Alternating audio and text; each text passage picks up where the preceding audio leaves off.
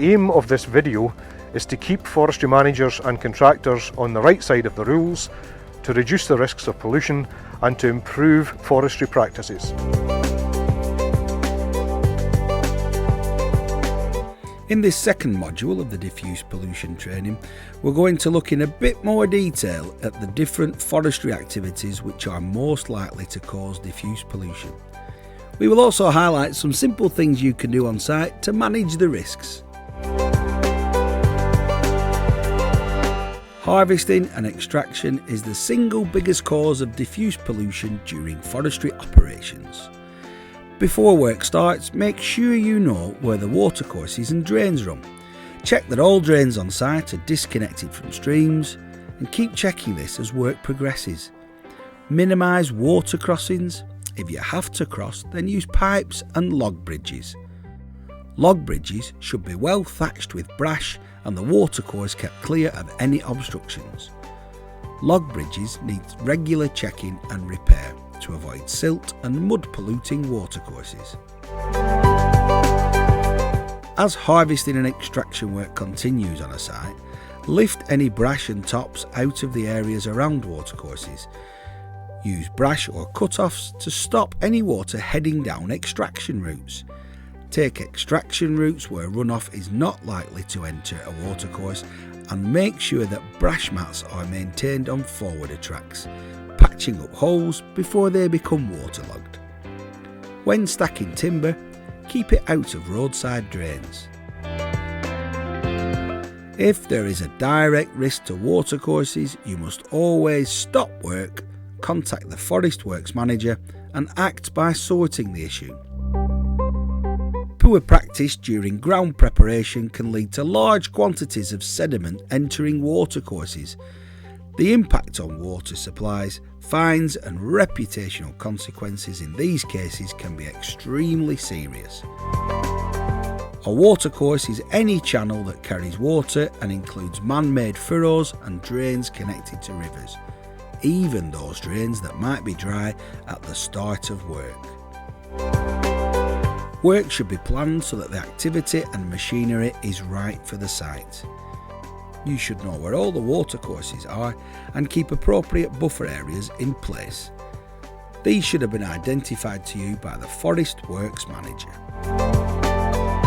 Before starting work, any existing drains which are directly connected to the watercourses should be blocked. During work, use silt traps or sumps and vegetated areas to reduce sediment runoff. Gradients of new drains should not exceed 2 degrees. If there is a direct risk to watercourses, you must always stop work, contact the Forest Works manager and act by sorting the issues. Never operate machines in watercourses on site. When moving machines, avoid tracking for long distances on forest roads. Don't track machines within buffer areas which protect watercourses, wetlands and other sensitive sites. Don't undertake ground preparation work such as mounding on waterlogged ground. Remember, it may only be possible to work some sensitive sites when it is dry. Know the areas on site that you must avoid during heavy or prolonged rainfall and know the rules to prevent diffuse pollution. Forest roads will act as a pathway for diffuse pollution, whatever the forestry activity. If the roadside drains connect the watercourses, this can't be stopped. The diagram shows some good examples of protecting water by discharging roadside drains onto vegetation, keeping roads well maintained, disconnecting culverts and drains, creating adequately sized silt traps which are regularly checked and maintained.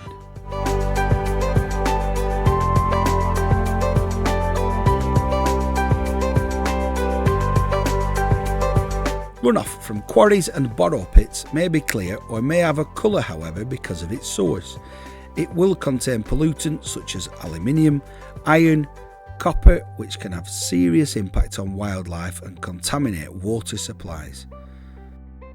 On a quarry site, use the perimeter drainage to divert clean water away. Water from the quarry working area and rock stockpiles should be directed into silt traps and sumps, with outlets onto vegetated strips for natural treatment. If there's a direct risk to watercourses, you must always stop work, contact the Forest Works manager and act to sort the issue.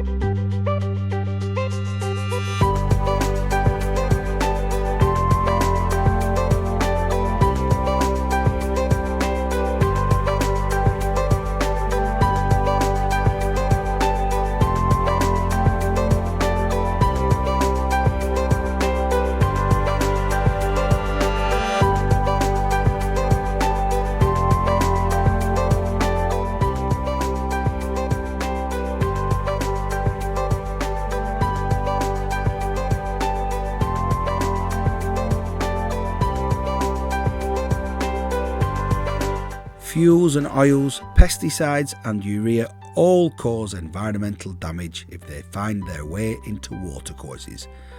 Small, unintentional losses during storage and handling can have serious consequences for local waters, including disruption to private and public water supplies. Poor management of these polluting liquids on site can be extremely costly to sort out in terms of clean-up and disposal. Around watercourses, including ditches and drains, always make sure fuels, oils and chemicals are stored in a way that minimises risk of spills or leakages. Tanks should be double skinned or bunded and lockable. Funnels should be used when pouring from cans and fuel bowsers positioned on a stable site.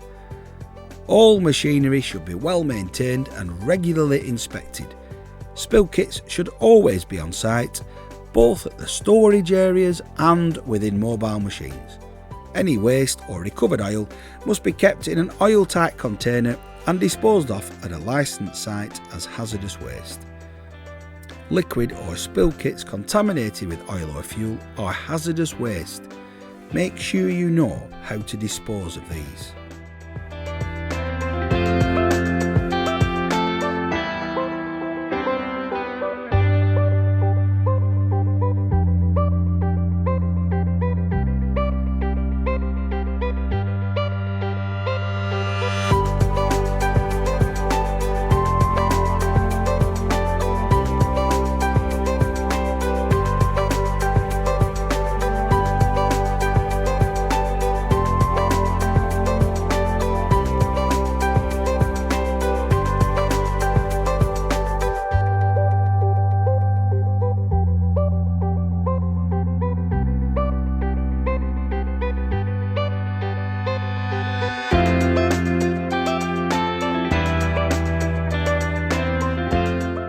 Silt traps and sumps are often mentioned as good controls for diffuse pollution during forestry operations. A silt trap or sump acts as a sediment trap for dirty water runoff. It should be directed onto well-vegetated grassy areas or buffer zones. A well-constructed silt trap or sump will remove most large sediment, with the remainder dealt with by the surrounding vegetation, which will act as a natural filter. During work, any silt traps or sumps must be regularly checked to see that they are working and not being overwhelmed by muddy water. Check the site as work progresses and be prepared for heavy rainfall. You should know who to contact if things go wrong. Good planning at the start of the work should mean that there is an available digger and additional silt fencing to hand. If there is a direct risk of diffuse pollution, you must stop work and contact the Forest Works manager. An emergency response card should always be on site, giving you the necessary contact details and telephone numbers.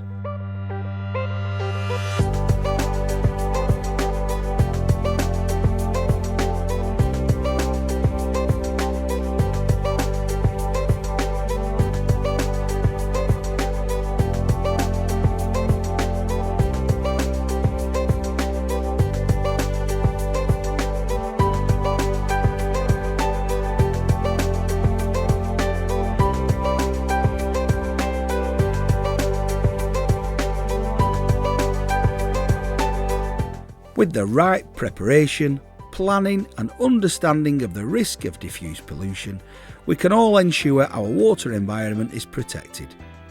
We must work together to prevent diffuse pollution.